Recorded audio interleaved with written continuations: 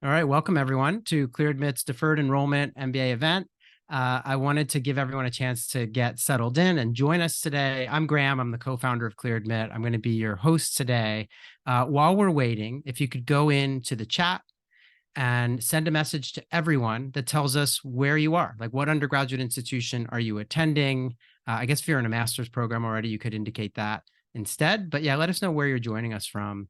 And obviously, I'm guessing we're going to see people from all over the world. So whether it's kind of cocktail hour or breakfast, thank you so much for making time to join us today. So again, just share where you're tuning in from in the chat. I see we have someone from Hong Kong, University of Michigan, go blue. And yeah, okay, we've got somebody from Philly. We love Philadelphia. That's where ClearAdmit's headquartered. So there you go. Now everyone's flooding in and I can't read them anymore. London School of Economics, I just saw fly by. So yeah, just share where you're joining us from as we get settled here and get ready to start.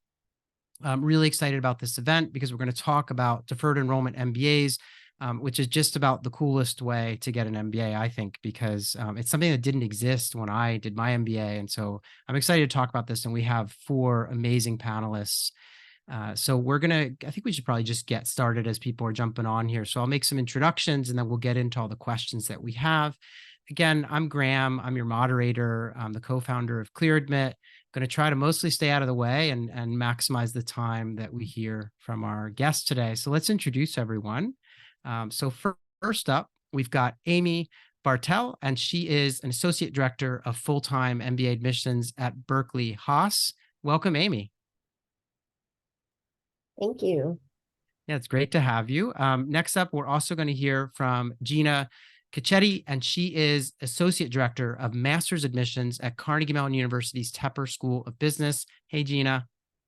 Hi, welcome everyone. It's great to have you. And then next up, we've got Savannah Richardson, who is an Assistant Director of Admissions at Columbia Business School. Hi, Savannah. Hi, it's nice to meet y'all. Yeah, it's great to have you. Again, one last person is Amber Walsh. Amber is joining us. She's a Senior Associate Director of Admissions at the Yale School of Management. Hey, Amber. Hey, Graham. Thanks so much for having me. Sure, it's a pleasure. So before we get started, we have some roundtable questions that we're going to get into. I did want to just outline for everyone who's joining us today, I wanted to just mention that what we're going to do is we're going to run through a bunch of questions with our panelists about deferred enrollment and how you can kind of put your best foot forward as you apply to these MBA programs. But then what we're also going to do at the end is each of our panelists is going to break off into an individual Zoom breakout room, and we'll get you links for those at the end, but that will allow you to ask school-specific questions if you have those at the end. So definitely stay tuned. As a result, we do kind of ask you to just hang on to any questions you have because you will get a chance to have those answered when you chat with the schools individually at the end of our main session here. So that's kind of the structure. Before we dive in, I did also want to just mention that, today's session is about deferred enrollment MBAs. And I think, in some cases, if you're, a college student, you may not exactly know what that is. But essentially, I guess the best way to think of it is it's a way to kind of lock in a seat in an MBA program down the road. And I do want to caveat that because Yale's program is a little different. And Amber is going to talk us through some of those differences because Yale's program actually begins right after you graduate from college at the end of the summer. So we'll get into that. But, the simplest way to describe it is that unlike an MBA where, a traditional MBA path where you normally would graduate from college, go off and work for a while, and then apply to school, you can actually apply while you're a senior in college, or if you're currently competing a master's degree in some instances, and then lock in a seat, go off and work for a couple of years, anywhere from often 2 to 5 years, and then join the MBA program. So it's a really nice way to kind of reserve a seat. We'll get into it now, though, with our panelists. I want to turn to Amy from Berkeley Haas and just ask you to run through this one. Why should someone consider a deferred MBA? And what are the benefits to the student when it comes to applying for deferred enrollment? Yeah, this is a great question. I know folks get it a lot, but a deferred MBA is essentially just a new pathway that can remove some roadblocks that might have created some barriers that have prevented undergraduate students from applying for such programs. This route also can relieve stress or intimidation that many college seniors are even some graduate students might experience or feel while they're planning their career steps after graduation. It's also a great opportunity that gives you autonomy and the space for exploration and experimentation with your professional goals. As mentioned, you can apply during your senior year before completing your degree, which I think is a great opportunity because I know for me personally, years after completing school and maybe working full time might be a little harder to get back into that test mode and have time to study. So while you're still a student, you've got those habits down. So I think it's a really great way to prevent the stress from having to study for one of these exams. They also give you the opportunity for valuable networking events. You can connect with other folks that are in your deferred program, and even sometimes with the current students that are in those programs, which I think is a great way to just see what's going on in their lives professionally and what types of things that they're getting involved in as a student, which can help you understand some more benefits and the ways that an MBA can help you grow professionally. Traditionally, they're open to all majors. We are seeing applicants that are having, of course, some doing business administration or economics, but we see folks entering or applying with philosophy majors, other majors like natural sciences. I've seen a few that have done art history. So definitely don't worry about what your major is. It's applicable to all. Another great opportunity or benefit with an MBA program is that it's helping you accelerate your career, and that also helps you accelerate your salaries, which at the end of the day, it's kind of important to think about your financial stability and opportunities long term. It's also a great way to give you that space to explore different industries, right? So maybe you think you're interested in consulting, so you can try to do that after you graduate. And maybe that's not the right fit for you. So it gives you the opportunity to kind of test the waters, knowing that you have the security of the MBA in your back pocket. Another great benefit is that you're going to have the amazing support, advice, and guidance of the admissions representatives at the institution that you apply to. So if you're struggling, trying to figure out certain projects or roles that you might want to take on during the deferred program, you have their support to help you talk it through and navigate the decision-making process. Another thing about MBAs is that they're applicable to a lot of different job roles and functions. So you can be doing an MBA because you're interested in marketing, or maybe you're more interested in finance. And ultimately, if you're thinking long-term career goals and you want to be going up the chain in certain companies and be a manager or a leader who can help develop strategic initiatives, there's a lot of great opportunities. And I know most of us can go a lot deeper in our breakout rooms. So I don't want to take up too much time, but I think that kind of sums it up in the time that we have. Well said, Amy. I mean, I think there's so many things that you touched on that are really important. I mean, especially that idea that, if you graduate from university and you haven't yet applied to business school, you're kind of mapping out your pre-MBA career and thinking very carefully about, oh, I need to stay at this company for this number of years. I really need all my ducks to be in a row so that when I go to apply to business school, everything is, sort of perfect. Whereas, like you said, if you already have a MBA seat in your back pocket for when you want to start business school, you can experiment and explore in different ways. And I think that's tremendously valuable. Like you said, if you want to do consulting for a while and then maybe you want to try and start a company, like there are a lot of things you could do. And then the other thing you said that I think really merits underlining is just the versatility of the degree. I think of all the kind of professional degrees, it is just so versatile. When you look at law school or medical school, kind of night and day, right? Those are very siloed occupations, right? So in any event, great points. What a way to kick us off. Gina, let's turn to you for our second question for the roundtable. And this is, I think everyone who's thinking about applying via deferred enrollment, has this on their mind. Like, well, what are you looking for? And what are the characteristics of a competitive candidate? Especially, most people who know a little bit about the MBA often think about how full-time work experience is one of the components that schools are assessing. And that's not a part of this. So tell us what you're looking for. Yeah, I mean, generally speaking, we're all very well-regarded programs, strong academics. So we want to know, can you handle the academic rigors of our program? So we're evaluating your test scores, your transcripts, the classes you've taken, pretty much the same way that we do for our regular MBA admission pool. Again, can you handle the academic rigors of our program? But you're right, how are we assessing that other aspect of career experience? So the internships are important. Any work experience that you have had, maybe somebody's not able to have a summer internship, they need income and are working, put it on the resume.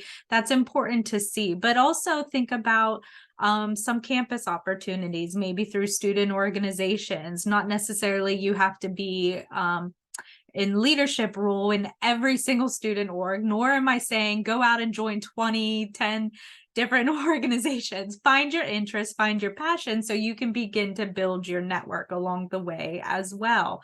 Also, people talk about fits and such like that for the program. We want to know, how are you going to be a part of our community? And the schools can get into their essay questions, but that's a big part too of the process. We want to know, why is this program best for you? How are you going to fit into our community? Do we have similar interests? And so I think knowing what you're doing after undergrad's important. We understand the economy, the markets can change, and maybe you don't have that job offer, but what are you interviewing for?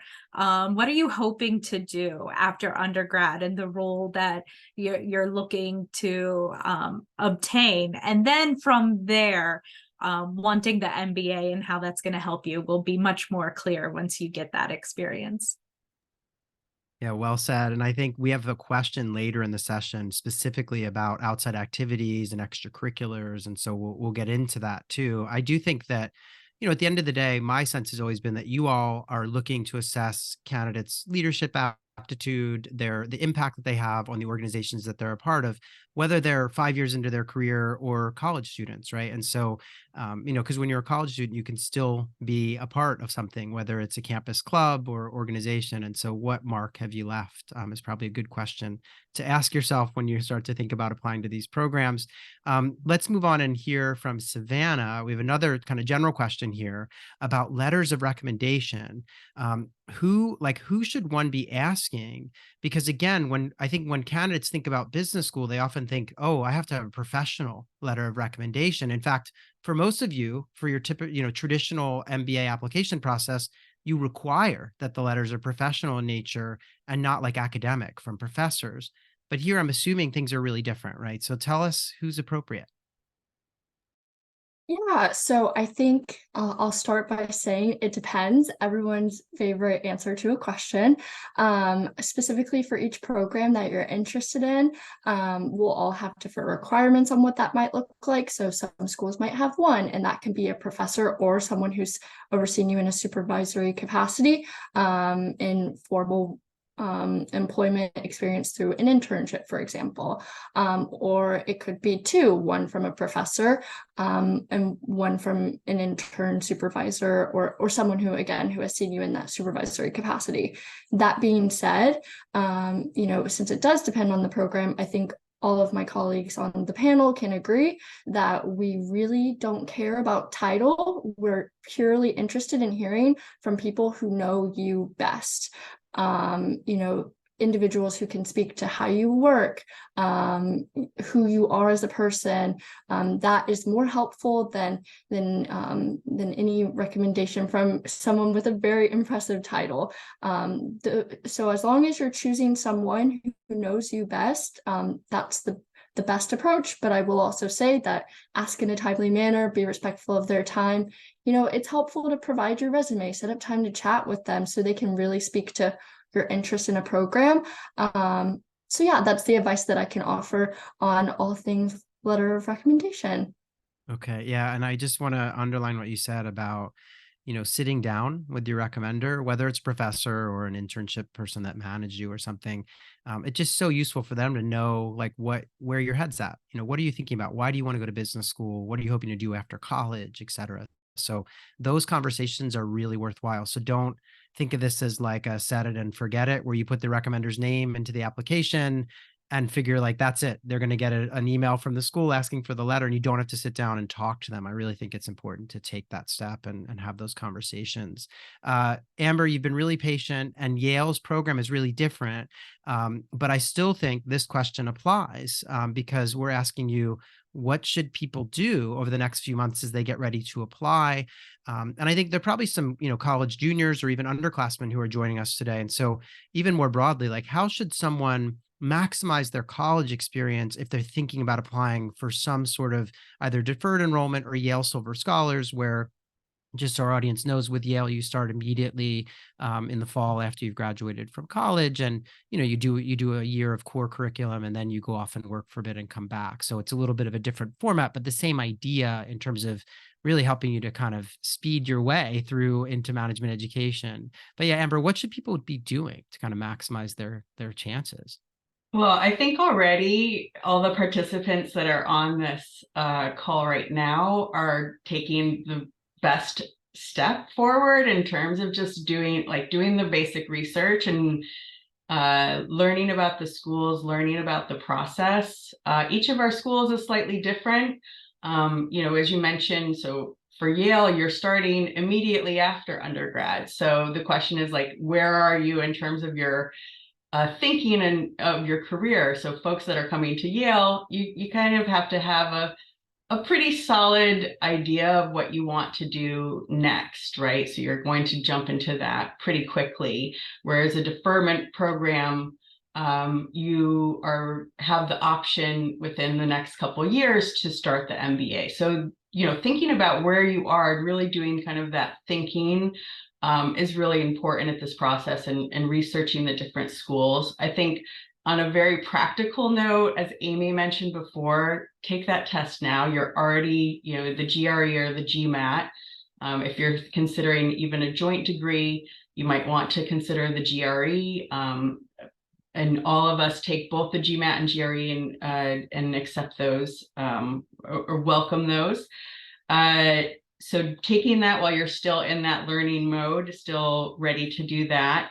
And I think the other thing that I would recommend is just have as many conversations as you can with other folks that have gone through the same process. So I think all of us have student ambassadors that you can find right on our websites. You can search for us, you can search by industry, you can search by club, like start having some initial conversations about what that looks like.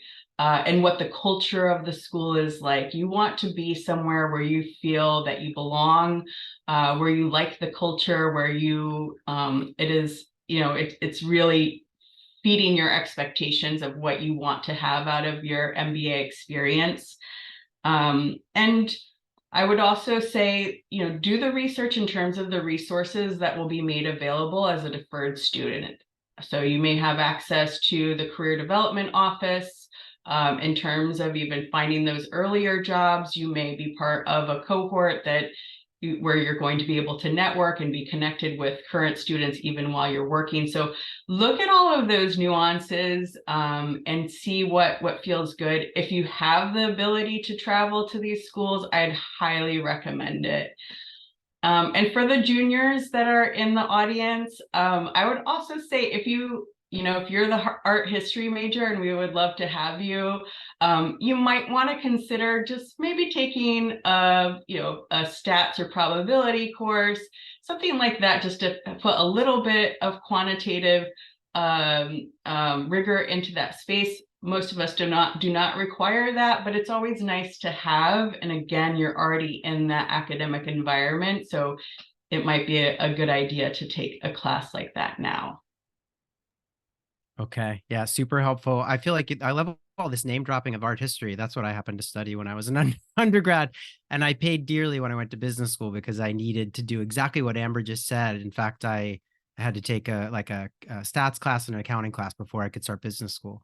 So it's really good if you're a junior, absolutely, like take a quantitative course if you haven't yet, to get some of that under your belt, and also take the test. I think such great advice. Having done this the old-fashioned way, I had to take the test after I'd been working for a few years, and my brain had absolutely forgotten everything that I had learned in college. So it really was a struggle. So yeah, great advice, Amber. Let's move into our next phase of the session. This is what we call the lightning round. So no pressure, but the idea is to kind of speed our way through these quick questions with each of you kind of on the podium here. So we're going to start with Amy again from Berkeley Haas. And Amy, just in a few words, like who's eligible to apply? Share one thing that you think is great about the student experience at Haas. And then in this instance, like what support are you providing when someone, before they show up, on campus, as they kind of go out into the workforce and use that deferral period? Yeah, so we've kind of hit on it a few different times, but folks that are in their senior year in undergrad are eligible to apply, as well as those in their last year of their graduate program without any full-time experience. Internships do not count as full-time experience. One of the highlights, I think, of the student experience at Haas is our small class size. So being able to pretty much meet everybody in your class, whether it's through an event on campus in your class or student organization, which helps you in your career networking. You might have some colleagues, maybe you want to do a startup company and you can find your co-founders. The support and community that we provide to our deferral admits count with you have one-on-one check-ins with our senior director of the program, who can help you navigate and determine when you are ready to join the full-time program. You are connected with the fellow deferred program students, not just those that enter in your class year, but those that are a few years into the deferral program, as well as current students. You also get the support of our career management group. So you're doing career workshops. You can even check in with them and see if you're in the right path now before you start the deferred program to get to where you want to be after with your MBA. So I think those are great, and I hope I didn't take up too much time with the lightning questions. No, that's perfect. And I think for question one, since I agree, we're probably going to be, treading on some similar ground here. So what I would say is, for question one, as we move forward here, if there's something different, like, because I know it's not always the same, like there are certain differences across programs or even in the work period. So I know some of you would require 2 years. Others don't allow more than 4 or 5. So feel free to share that as well. And obviously, Amber, when we get to you and talk about Yale, it'll be a little bit different too. But let's hear from Gina at Tepper. Tell us, what are your responses on these 3 questions? I'm one of those schools with a unique requirement. Our I thought so. program is only open to those who have graduated from a U.S. institution. So if you're a senior graduating from a U.S. institution now, you are eligible to apply, or maybe you went straight into a master's degree. Again, you would be eligible to apply, but that's the big difference, I think, between our program and the others, is just U.S. institution for undergrad. In terms of a highlight of our program, I think it's being able to take as many electives as you want outside of Tepper, so that, students enjoy taking some public policy classes, or maybe computer science or engineering. But honestly, a very popular one are some of the acting classes. There's one called Acting for Business that students really enjoy. It challenges you in different business scenarios, acting out those situations, building your confidence and communication skills along the way. Much like the other programs, the support that you receive, through our office, trying to build ties with your cohort and other cohorts as well. And then, of course, some other opportunities to interact with current students during the time that you're deferring. So that kind of sums up our program. All right. Well, I love the idea of an acting class. Like that should be like part of the core curriculum almost. I mean, what a great idea. And you're underlining something even broader, which is that, at a place like Carnegie Mellon, there's a wealth of offerings, probably true with all the institutions here today. I mean, there's so many things on offer beyond the business schools, right? And I think in all cases, there's some availability there. Obviously, I think it varies from school to school, but the idea that, to take obviously computer science course at a place like Carnegie Mellon, probably a great, great thing to do too. So yeah, thanks for highlighting that. Let's move along and hear from Savannah, learn a little bit more about Columbia Business School. So I'll give you the stage here, Savannah. Same, thank you. So similar to other programs, you're eligible to apply if you're in your senior year of undergrad or in your final year of a master's program that you pursue immediately after undergrad. So that's what that looks like, and that would exclude PhD programs, US law schools, and medical school as well. In my opinion, as cheesy as it sounds, one thing that I think is such the highlight of the student experience at Columbia is the access to the city of New York that you get. Whether it's speakers that are able to come onto campus, adjunct professors who work in the industries who are able to give their time, just because in a city like New York, you have access to thousands of companies, a variety of different industries, in-semester internships, all of the fun things happening at CBS. I tell everyone, I randomly walked out of my office, and because the UN was in session, there was a world leader probably 20 feet away from me. And I was like, well, that's so exciting and super cool. But for support and community to admits during their deferral period, we do events. So we do committed student socials where you can network with other people in their deferral periods.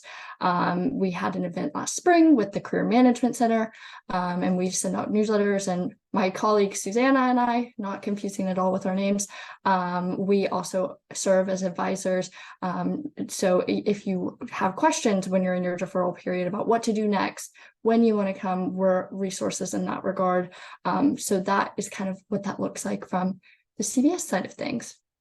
All right, Savannah, I thought you might mention the amazing new facilities that Columbia Business School opened too, but New York's not a bad one, right? In terms of a highlight.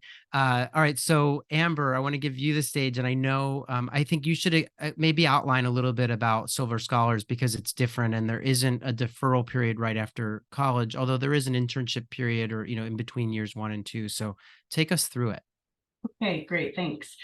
So as you mentioned, for Silver Scholars, you're starting directly out of undergrad, so you haven't had that full-time work experience. It's the same eligibility as Savannah just mentioned for Columbia, but you're doing 1 year of the core curriculum. So this is basically like the toolbox of management that you can apply across any industry and function. And then you're taking a year or two and working, and you're launching that through our career development office. Most of the time those are in MBA level jobs, and then you come back for your second year of your MBA, which is entirely electives, and you're able to take those courses at SOM or across any of the professional or graduate schools at Yale, including Yale College. So you're able to really refine, take what you learned during that extended internship period, and then refine the skills that you have learned that you want to fill with those electives. So I think the advantages, especially if you're someone that really knows what you want to do or have a very clear idea, the highlight is really that you're able to just jump right into it, and you're able to work through our network of employers and launch into that career directly. You also have, for example, if you know that you want to launch a business and you're an entrepreneur, you can have that management school toolkit immediately, and maybe even have a fellowship through our many career center and entrepreneurial centers at Yale. Have that, like, launch your business and then come back for your second year of your MBA. So I think those are big advantages. You also have a broader network because you'll basically be exposed to 4 classes of MBA students over your time at Yale. So I'd say those are the big supports and advantages. You have the same advantages of all MBA students. You're part of the class. You're not a separate cohort or anything. And so it's a great experience for all of the students, including MBAs. Okay, great. Yeah, I appreciate you outlining that because it is different. But yeah, sounds really interesting too. Just this notion that, you do the sort of first year core curriculum of an MBA and then go out into the workforce with that under your belt, as you said. So yeah, thanks for shedding light on that. We're going to move now into the final section of the main session. And we have some questions that have come in from the audience. We asked deferred enrollment candidates to kind of pepper us with questions when they register. So we have a whole bunch of questions here that we're going to try to get through. And then just as a reminder to everyone who's tuned in, each of our panelists is going to break out into a separate Zoom. So you can go off and spend time talking to them individually about their programs, get your questions answered. They'll probably stick around for about a half an hour or so after this main session ends, and we will send you links. Fear not, we'll get you the links. We're not giving them to you now because we want to give our panelists a moment to be able to get set up when we move into that phase. But for now, let's get into some of these questions. So the first question I have will go back to Amy at Berkeley. And this is just kind of something we've kind of hinted at, but I just want to really underline it. So someone's asking, how can one use the deferred period to take risks and explore opportunities in ways that MBA applicants applying via the traditional path may not? Right. So if you're applying through the traditional path, you don't necessarily have the space to take risks because you have to ensure that you have a full-time job that is going to last for several years and not be able to jump around back and forth, maybe try a different role or different functions, or even go into a different company or industry. So if you're in the deferred program, you can, like I said, test out consulting or test out finance or even test out a nonprofit organization. And that gives you the peace of mind knowing that it's not going to look bad on your resume that you have 3 different companies on the resume, as opposed to it might be a little bit jumpy. For the full-time programs, you might not see as much progression if you're bouncing around a lot, but we're encouraging that exploration in the deferred program. So it's not you're already in the program, right? You've been admitted, so you're given that space to do those opportunities and not have it negatively affect you. Okay. Yeah, that's perfect. I did want to just pause here for a second. I saw we had a question that I should have mentioned earlier, but there was a question in the chat just about whether or not people who are finishing college, undergrad this December are still eligible. And I'm pretty sure, obviously correct me if I'm wrong, but I'm pretty sure that they are. And that the idea is that you have to have graduated like either December or spring, like within, that you can't have graduated like 2 years ago or something. But if you're finishing this December or in the spring, you're still in the eligibility to apply, so far as I understand it. I'm seeing some nodding from everyone, but okay. All right. So moving right along with our next kind of audience question, Gina, we're going to turn to you at Tepper. What's the difference between a deferred enrollment MBA and a master's in management? And do you have any advice for this person who's kind of wondering, like, if they're sort of struggling to choose one versus the other? Yeah, so the master's in management degree is going probably a little bit more beneficial for students who don't already come from a business background, because they'll be able to take the classes, the foundation classes and such, to help them transition into an entry-level role. And so from there, at that point, then, as they're thinking further down their career, that's when the MBA would be more beneficial for them, depending what they're looking to do, where they see their career transitioning to and such like that. So you can kind of piggyback off of each other here, in the sense that if you graduate from undergrad, go straight into an MBA, a master's in management program, you can still participate in a deferred MBA, knowing then that after you graduate with your master's, with a little bit more business understanding, foundation, and that entry-level job, in a couple years, then you'll be ready to really take your career to the next level and enhance it. I know previously mentioned, it's not just about the promotions, but salary as well, and just really thinking further down the line how that MBA can really help you go further than just the master's in management degree. So how do you determine that? I mean, I think learn as much as you can about the programs, learn as much as you can from the schools where you're looking to apply, get to know the students there. Where do you see yourself? What's going to be more beneficial for you right now? But you also have to think further down the road that which degree is really going to help you for what you're looking to do. Yeah, and just to underline, I mean, I think, Gina, a lot of what I know Tepper has one, but a lot of these masters in management are they're like sort of a 10-month program, and it's sort of one and done. And so not exactly the same thing in terms of the amount of education you're signing up for. But as you Mhm. say, maybe a good thing for someone who's just really needs to orient themselves towards the business world and take that first job, which, as you point out, is probably going to be similar to, a kind of, college grad job. It's not, you're not getting the MBA jobs when you do a 1 year master's in management. At least I wouldn't assume that you are. So, okay. Thanks for answering that. I know it's something that's on, I mean, both these programs are often put in front of undergrads. So if, for all of those tuning in today, you've probably heard about both of these options. So very helpful. Savannah, we have a question for you.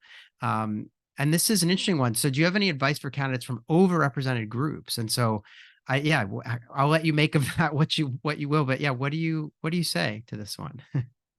Yeah, typically when I get this question, it's in reference to, hey, maybe I'm doing a route that is perceived as being very traditional in the realm of business school. And I typically just let people know that we have students in their deferral periods who are doing a variety of different things, coming from a variety of different countries and places and all of that kind of stuff, right? I think the advice I can offer is to be your most genuine self. If you're in banking or consulting, or hey, maybe you're an opera singer, right? Be your most genuine self, connect that to why you want to get an MBA and why you're interested in a program at one of our schools, right? Some schools will have it listed with deferred enrollment programs that they like to see people from STEM fields or maybe a certain background, but and please someone else step in if you'd like to add anything, but that's the advice that I give is we have students who come from so many different backgrounds, they're interested in so many different things, pursuing so many different things, the list can go on, right? But be your most genuine self and connect that back to why an MBA and why the specific program you're interested in applying to. So Gina, Amber, or Amy, anything to add to that? Any other advice for folks who maybe feel like they're going to have trouble standing out in the applicant pool here? Yeah, I would just follow up with what Savannah was saying about being your authentic self. You might be a part of an overrepresented group, but you have a very unique story. Nobody is the same. So embrace that and bring that into the application because you definitely have a different perspective, a different background, and different reasons why you're in this overrepresented group and why you want an MBA. Yeah, well said. I mean, one of the things that I personally love about MBA admissions and why kind of I do the work that I do with ClearAdmit is that it's such a holistic process that you have so many opportunities. And I think, those tuning in, you're going to get to write some essays. You've got letters of recommendation, your academic background. All these schools have fairly extensive sort of data forms that you fill out where you can share, like, here are the activities I do, the clubs I'm a part of. And so there's so many places for you to kind of shine and share your authentic story and your unique background that, okay, maybe you have a major that, schools see a lot of or something, but that's not what defines you alone. Right. So I just feel like there's so many opportunities to sort of showcase your background. And that's what I love about MBA admissions. Amber, let's turn to you with this question, which is, and this is a bit of a long one, but the person wants to know essentially, whether they can dip back into kind of high school era stuff in their application. So traditionally, when someone's applying to business school who's been working for 4 years, this question rarely comes up because they've had so much experience in college and then again in the workforce. But I guess it's possible that someone applying as a senior, maybe they did something really interesting. I don't know, a gap year or something right before they started university that they want to work into their application. So what's your point of view on this? Yeah, I kind of like how this piggybacks on the last question. What jumps out on to me is that this person says that I had an important leadership experience. So it was important to them. And I think that's one thing that a lot of times candidates might not understand is like, we're looking for you to tell us like why you want an MBA, why you want an MBA now, or you're applying for this deferred enrollment. And basically like, what are the values or experiences that have led you to this? So this sounds like it was something that shaped the way that they look at things, or that it was an important experience to them. So in that sense, especially for this like early access route, I would say that this would be something that maybe you want to include. You could either talk about it in an essay, for example, or you could put it into your resume, which, you know, as being early career, you might have more real estate than others in your resume. You know, every application will be different, but just look at the application as a whole to see like, where can you add things that are important about you, not just about the numbers and your scores and your grades, but like, who are you as a person? What do you value? What's important to you? And how do you want to use this time pursuing your MBA? And I love, Graham, that you had talked about like how flexible an MBA is. You're all coming from different backgrounds. Even if you have, you know, the quote unquote traditional background, you have different reasons that you're pursuing it. You have different ambitions beyond that. So share those things with those, because it adds to Savannah's point, the authenticity about you as a candidate. So I am in favor of including it because you said it was something that was important to you. Okay. Yeah. Great point. And I do think, especially the comment you made about the resume, I know sometimes traditional MBA candidates who have worked for like 5 years, they struggle to get everything on the 1-page resume. Most of you have like a 1-page requirement for resumes. But if you're just finishing up college, you should have ample space to like not only include the internships you've had, but maybe that really cool thing you did before you started at university, if it's, you know, meaningful and something that's really shaped who you are. So definitely, yeah, that's another piece of the process that we didn't talk about, which is, you know, you will need sort of a resume, I think, in all cases, right? You have to prepare a resume, or at least fill out the equivalent of a resume via the data forms that schools are going to require you to fill out. So, so those are the main questions. I did want to put each of your deadlines up here on screen, just so that folks know. I think everyone's probably breathing a sigh of relief, although I know with Yale, they could apply earlier, correct, Amber? Like, could they could apply as soon as Yeah, this we January? have another round, January 5th, I believe is Yeah. the deadline for round 2. So you are able to Yeah. apply in either round. And don't worry if you don't have your grades for, obviously you're still in school, so don't worry. Yeah. And that's true across the board. I think everyone always asks that question, which is, yeah, you'll submit a final transcript probably, you know, as part of the matriculation process if you're offered you know, an acceptance into one of these programs. So the good news is that, as I think it was Amber that said earlier, all of you have made a really brilliant decision to come to this event because you're ahead of the curve. The deadlines are in April, but there's some things you need to be thinking about. And so we put the deadlines on screen just to remind you that they're there. But you should be thinking about the test you might need to take, and maybe start having some of those conversations with recommenders. I mean, there are a lot of things you could do as you kind of gear up, including researching these programs and talking to students and stuff. So what we're going to do now is we're going to thank our panelists and let them get off into their individual Zoom breakouts. So I really want to, Amy, Gina, Savannah, and Amber, thank you so much for all your time today doing this. We're going to send you off into your breakouts so that you can get settled and await some of our guests here today to come and join you and ask their questions. But thank you so much for your time today, guys. All right, so Thanks, off our everyone. panelists go. You're welcome. Off our panelists go. We're going to let them get set up.